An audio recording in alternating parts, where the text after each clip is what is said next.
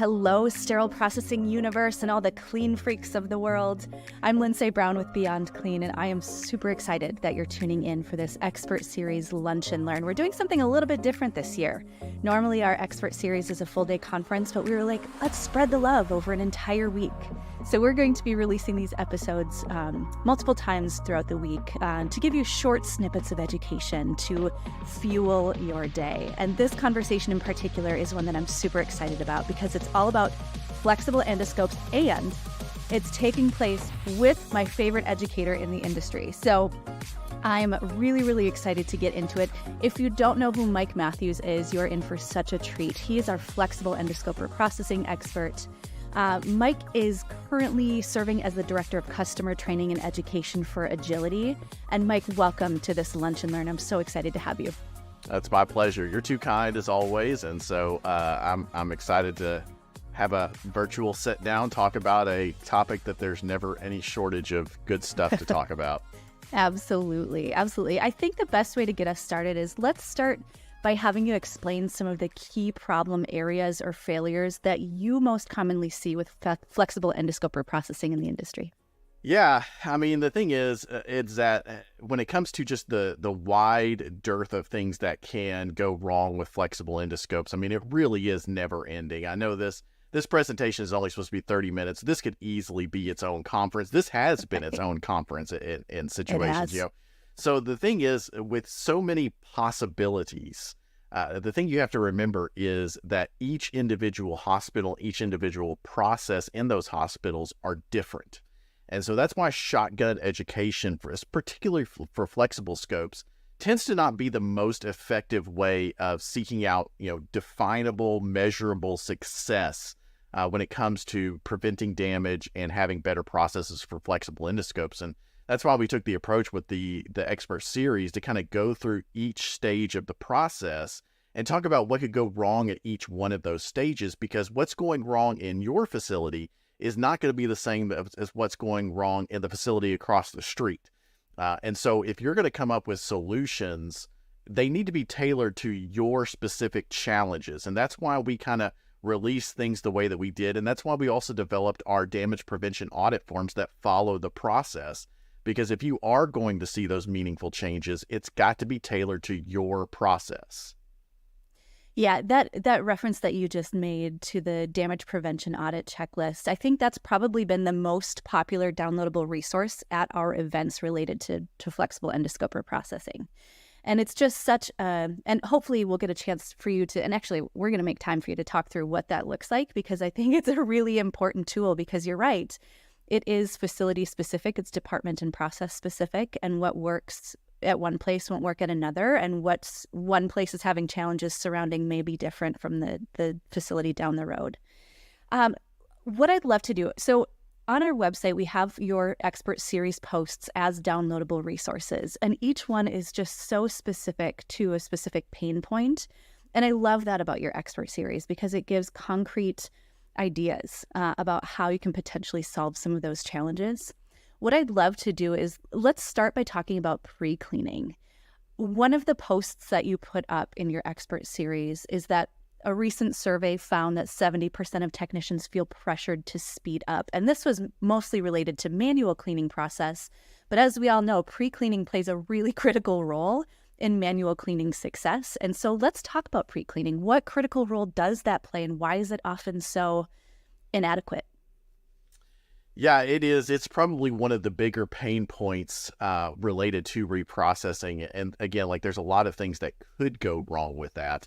But I think a lot of it really kind of goes down to the basic problem of competing priorities.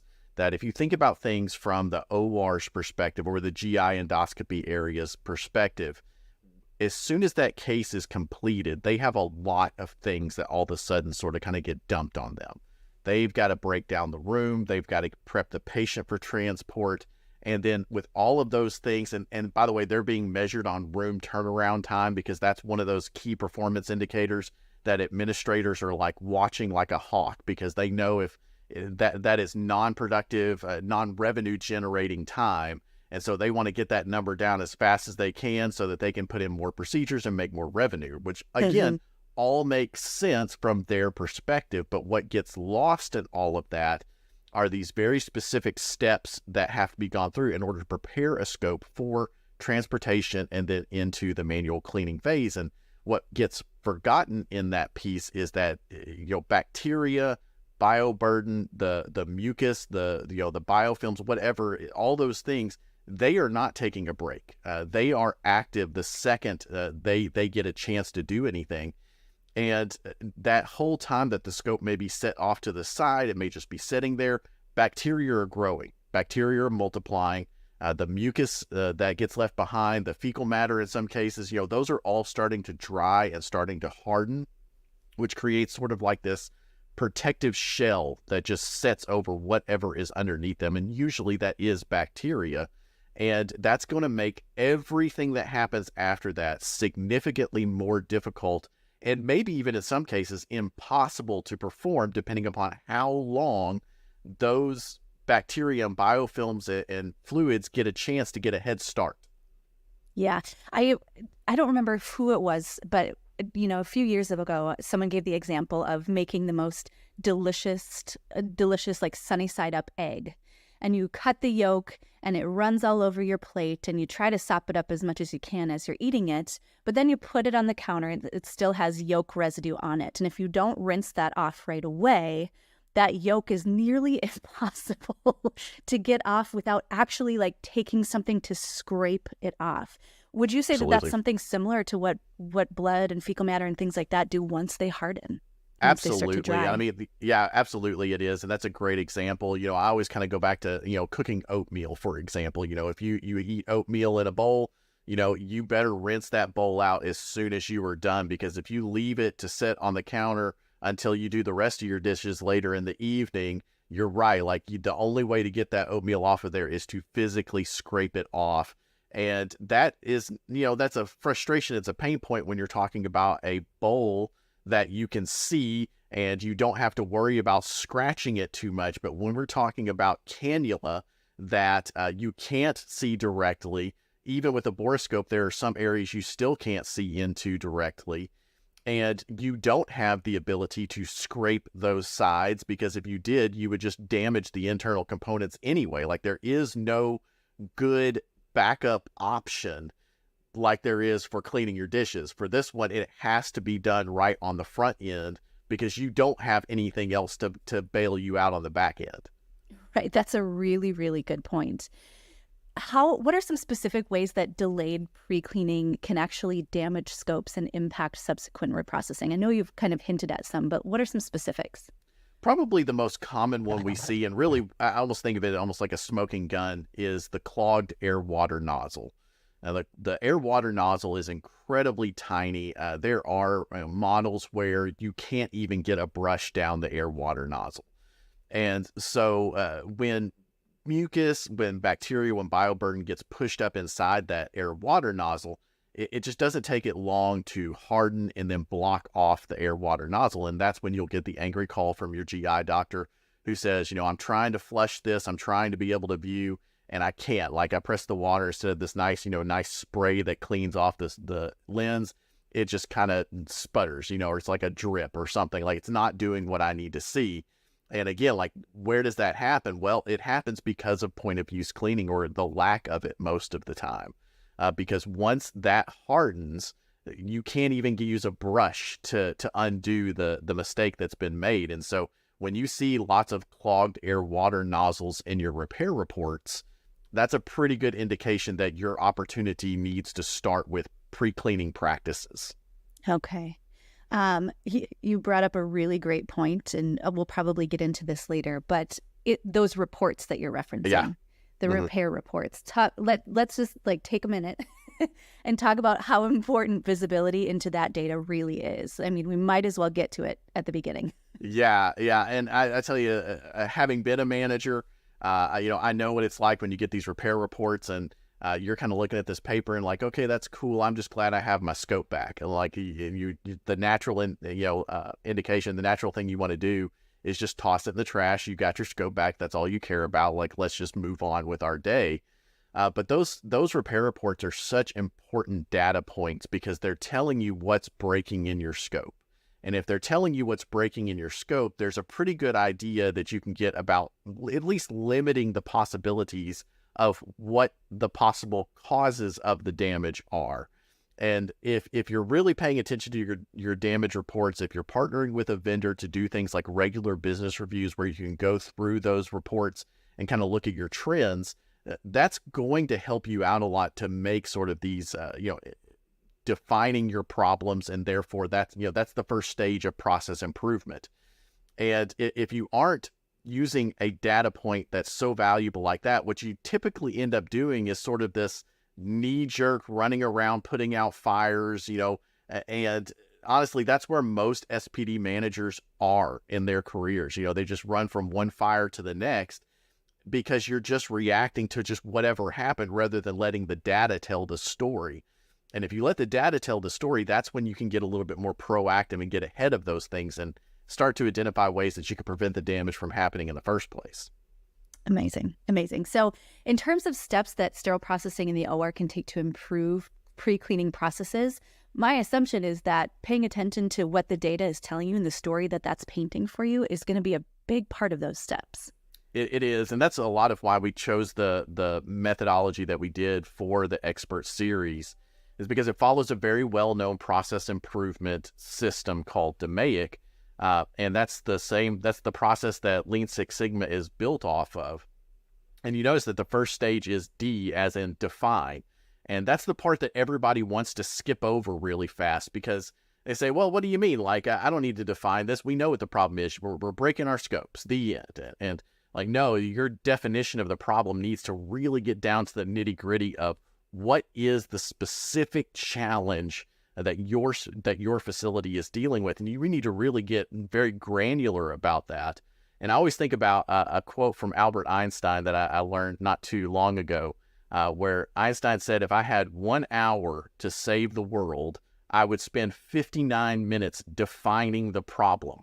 And that's very counterintuitive for what you would think. But the point is that if you really understand the problem, the solution becomes obvious most of the time. But we want to skip over that definition, or we want to just use a vague definition, or we just want to go with whatever, the last person to yell at us was yelling about. And those are not good basis for a definition of your problem. Your definition is best based on data, and those repair reports are an incredibly valuable source of data. So, Mike, what you're telling me is that by saying the problem is that techs keep breaking stuff and the solution is to just stop breaking stuff, that's not gonna fly. Yeah. I can tell you, when I was a manager, that would be one of the most irritating phone calls I would get. Would be from like our biomed department, because they manage the repair budget in our facility, and they would call us, and it would be maybe like a drill or a scope or something, and it'd be like, hey, we just got the repair back for this drill you sent out. It says that the damage was preventable, so you guys just need to stop breaking stuff. Just handle it better. Just handle it better. And I'm like, dude, like, I don't know what you think we do in our department, but like, we are not intentionally trying to break anything, and so therefore, just saying don't break it is not helpful, like, at all. Right. We're gonna come back to this idea of the DMAIC approach in a little bit, but I want to talk through another phase that, honestly, your post about transportation of endoscopes sheds light on that phase of the journey of endoscope processing in a way that I think few people actually talk about. So let's spend a couple minutes talking about why transportation is so critical. Yeah, it's kind of the same deal with pre-cleaning, where a lot of times it's competing priorities, right? And transportation is a significant issue because it tends to be the step that nobody really owns. I've been to a lot of different hospitals, looked at a lot of different processes, and I can tell you I've never seen a really clear definition of who transports the scopes. Sometimes, it's SPD. They'll come and get the scopes. Sometimes they have transporters who transport the scopes, but they also transport patients. They also transport, equipment, that sort of thing. And so it's just kind of one more thing that they transport. And I've seen it where, the GI techs are the ones who actually transport the scopes, or the nurses transport the scopes. But the most common thing I see is that every hospital, it seems like, is some sort of amalgamation of all of these. And it just depends on who's available, what the schedule looks like, who called in sick. And it's just like, we'll just have somebody do it. Just have somebody do it. And when you don't have an owner of the process, then nobody's responsible and nobody's receiving any sort of education or training that's specific to that issue. And the result of that is you have these wildly variable processes for transporting of scopes. And you combine that with a lot of other challenges, like most facilities don't have good transport containers, or they have transport containers that might be good, but they aren't using them correctly. You just combine all those things together and you've just got a mess. And it's a mess that leads to damage. And it's a mess that nobody's really ever looking at. Because again, when somebody says your scopes are being damaged too much, the first place they go is your reprocessing techs. And the second place they go is to the endoscopy staff or the doctors themselves. And again, like, you can pour out all the education and training on those individuals, but if you haven't fixed that transport piece, you're still going to see a lot of damage. Yeah, absolutely. I think something that you called out in your post about transportation, in your expert series post, I think it was like the July post or something like that, was that the light guide connector, which is the large end of the scope that connects to the video tower, it weighs about 2 pounds, which is basically the same weight as an orthopedic mallet. It is. And so when that bulky part of the scope hits the more delicate parts, like the distal tip, it's basically like you're hitting the scope with a mallet. And I think when I read that, I was like, holy crap. Like, that makes such perfect sense. And it's not something that you think about, because you're like, okay, protect the scope, which means protect the entirety of the scope. Right. And not necessarily drill down into protect this particular delicate, expensive piece of the scope from the scope itself. Right. Yeah, and it's crazy as you look at those light guide connectors, and it's not just a solid block, right? Like, there's all these little nozzles that stick out. And so it's not just that you have a mallet, you've got a spiky mallet. And that mallet is just kind of sliding around in there. And again, like, it because people aren't trained to think about transport, you see things like, I tell the story pretty frequently about an audit that was being done at a facility, and the auditor was watching this transporter who, was transporting the scope. He was kind of watching that person from a distance, and the person had their container and they were holding it correctly, perfectly flat, but they see a patient kind of struggling to open a door.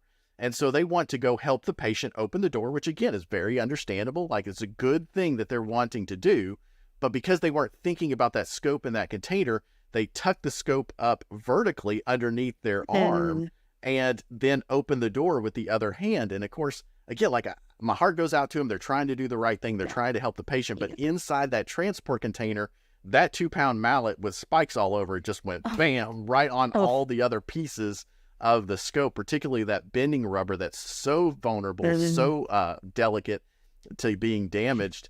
And again, people say, well, why do we have so many punctures in our bending rubber? Like, well, you've got a spiky club that travels around with the scope. So you tell me where you think it came from. Right. So if you had to rank these, because a lot of the posts that you write in our expert series talk about taking small bites out of the elephant, right? It talks about, figuring out priorities in terms of making small changes that will lead up to big, cost savings, damage prevention, etc.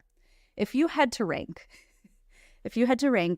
proper transport containers versus streamlined transportation process, what would be most important in your mind?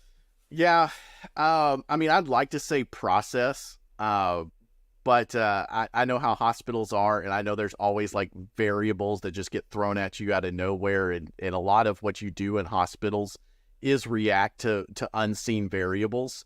And I think that the product itself, the transport container itself, can help you make up for a lot of flaws in your process. And so I think if I had to start one place, I would go with a product first, because I think a product is easier to control than your process. And so if you've got a good container that holds the scope in place and can handle a little bit of the turniness, the tilting, and that's while still keeping the valuable components separated from each other, or some manufacturers have the little guards that go on the distal tip. Those I think have been very successful. Like, I would choose to invest in one of those things first, because I'm very confident that if you get the product part right, it's going to cover up some of the process challenges that you're going to have a lot more struggle with, controlling. Okay. So like short-term versus long-term Yeah, solution. yeah. I think that's a good way to get that. a short-term win. Yep. I love that. Okay. Okay. I want to move to another very interesting, very delicate, very important part of the reprocessing process, and that's the leak testing. It's so important, and yet oftentimes it's not even done correctly or done at all. Will you walk us through proper technique and maybe some common mistakes that people make during leak testing? Yeah, I mean, again, like, there's a lot that we could talk about here, but some of the more common ones that I've seen was regarding leak testing. One is allowing the scope to burp or vent properly. And I think this has been a bit of misinformation that's out there. And again, like, I don't really know where it came from, but I think a lot of people, when they saw that the change from the Olympus 180 to the Olympus 190 version, one of the big differences was that cap that goes over the video connector pins is no longer there. They got rid of that video connector section, and now it's just a single solid block. And somehow, some way, there became this bad rumor in the industry that because that cap wasn't there, you can't really flood a scope anymore through poor practices and leak testing. And that's just simply not true. If you are plugging or unplugging that leak tester, you will absolutely flood that scope, even if there's not a leak. But if you're plugging and unplugging it underwater, you will absolutely flood that. But kind of similar to that is that if you use the leak tester on your scope, you fill it full of air, you give it its time, you pull it out, you unplug it out of the water, but you don't allow the built up pressure inside to vent out. We call that burping. That connector there on the Olympus 190 scopes will continue to vent. It's designed to vent out that excess pressure over time.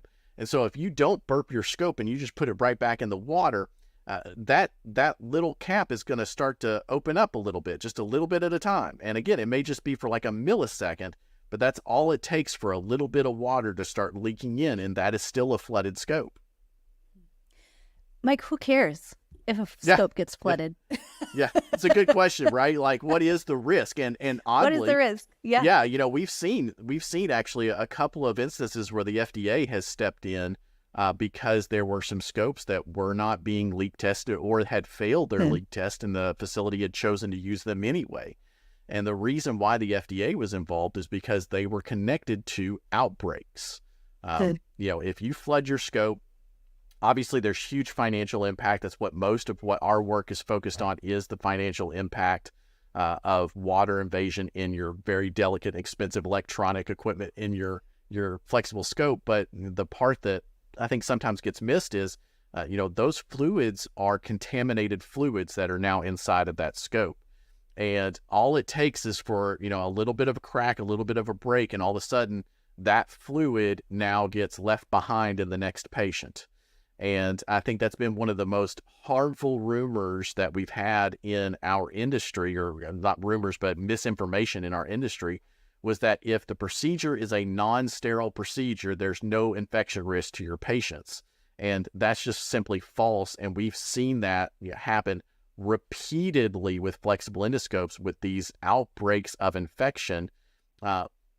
Even though they're a non-sterile procedure and a non-sterile body part, there is still a significant infection risk, and patients can and have died from this. Right. What are some ways that, well, I hear you loud and clear, and that was definitely a question to set you up for basically saying everybody should care about leak testing.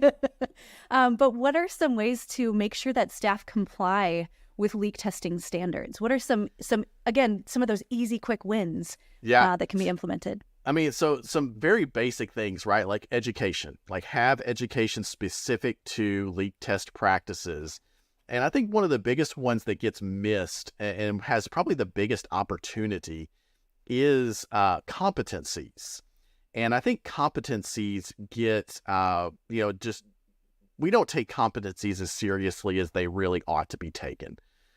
And most of the time, I think most leaders kind of look at competencies as like this meaningless paperwork that you just got to have signed off and checked off, so that just in case somebody like the Joint Commission comes in and asks about it, you can say, yeah, our paperwork is in order, right?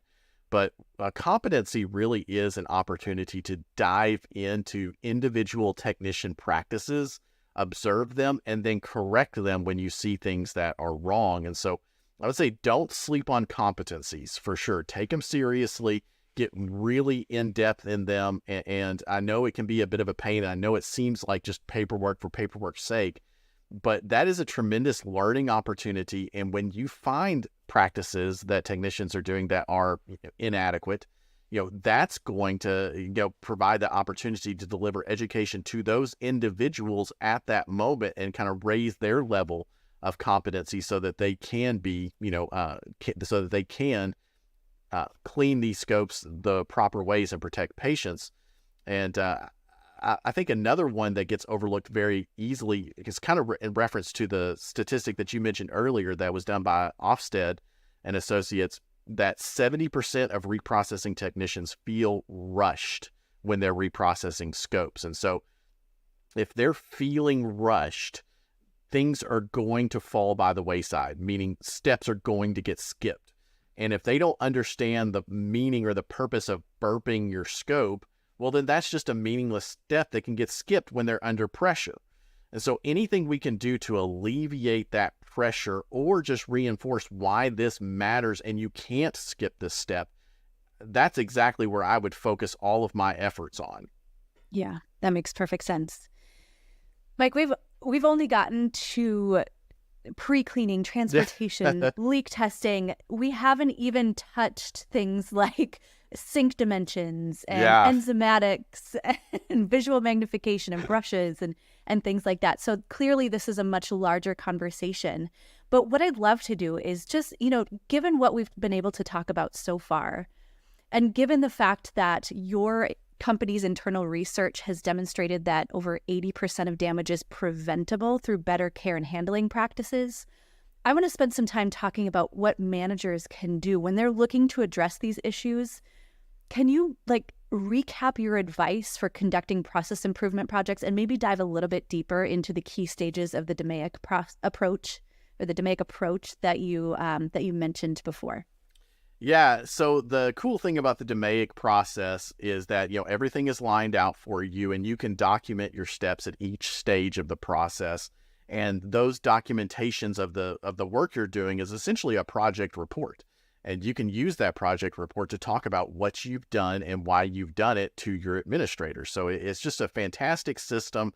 And again, we've seen this work in multiple industries. This is huge in manufacturing. This is huge in other industries. And it's finally starting to make its way into sterile processing. And so I would say follow that process and don't skip on define. Really take some time to think about what your specific challenges are for your facility and follow your process, audit that process. And I know auditing is one of those things that nobody really gets excited for. I've never heard anybody say, oh boy, I can't wait to do an audit.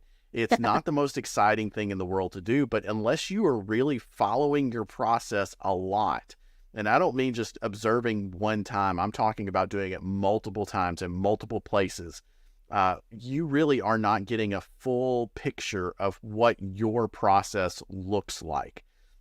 And I think that's probably one of the biggest challenges that managers face is because of the various responsibilities and all the pressures on them, they tend to assume a lot. And they tend to assume that the way that they told somebody to do something is the way that everybody is doing it. And that's just simply not the case in the vast majority of instances. And you won't know that until you get in there and start watching and start coaching when you see things going on. Now, when you start doing that kind of observation, you're probably not going to find a problem. You're probably going to find lots of problems. And the temptation there is fix it all. And that is just not effective. I think I I said this in one of my articles, and I say this all the time, that if everything is a priority, then nothing is actually a priority. And so managers, I'm just going to let you know, with all the problems that you face, you cannot fix them all. You just can't. So what you have to do is you have to prioritize what are the most meaningful things that you can fix. And obviously things that affect patient safety directly need to be at the very highest piece of your list. The next thing would be things that are really expensive, like leak testing, for example. That affects both, but we know that fluid invasion is one of the most expensive types of damage. And so I'm going to really focus on leak testing as one of my areas where I want to address the most. But another one that kind of gets overlooked is one that we've already talked about a little bit, which is what can you do to get an easy win? Because not everybody is really bought into changing processes to see process improvement. Hospitals are really bad about getting into a groove of just doing what works. And when they're in that groove of just doing what works, asking them to change that is a big lift. And so when you try to make changes to your process, don't be surprised if not everybody immediately buys into that. And so sometimes you have to do some things to kind of, encourage people around you to say, hey, we can do this and it can work and it can have a big impact. And so when you think about, getting a quick win, if you find something that just needs a new product, like just get your tip protectors, or just change the container that you're transporting in. Sometimes those are easy, low lift changes that have a big impact. And just being able to kind of use that as an example to your staff that says, hey, look, this works. Look at what just doing this one thing did is a good way to get people to kind of buy in and say, oh, yeah, maybe we can do this. Maybe this is for the better. So you're saying measuring is an important part of this. Yeah. It's really kind of important because, I think a lot of process improvement happens, but nobody's measuring it and nobody's reporting it. And so nobody really ever knows that it happens. And so if you make a change, how do you know how much of a difference that made? And that difference that it makes, that's what you get to report on. And that's where you get to, talk your staff up to the administrators and say, hey, we did this process improvement. We started here and now we're here. And man, let me tell you, administrators eat that up. They love that. Right. Yeah. Nice. So yes, managers, as you take away some of the important messages in this conversation, keep that DMAIC process in mind, that define, measure, analyze, improve, and control. And if you want to learn more about specific ways to implement that, check out Mike's Expert Series posts. It goes into detail about all of those different phases of it.